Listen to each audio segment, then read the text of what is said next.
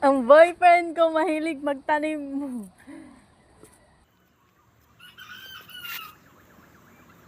Tanim siya ng lagay ay gulay.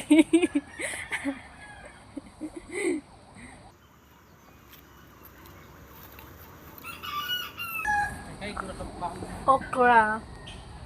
Talong na wala pang bunga.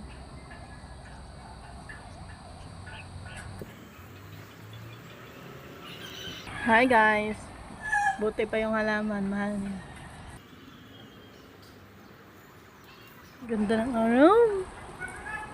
B, tingin ka naman dito. B. Tanim ni Chris na ano, gulay.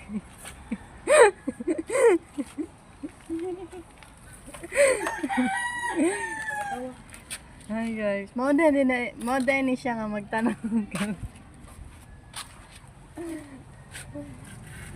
Ang lalay bi. Nang nilalay bi.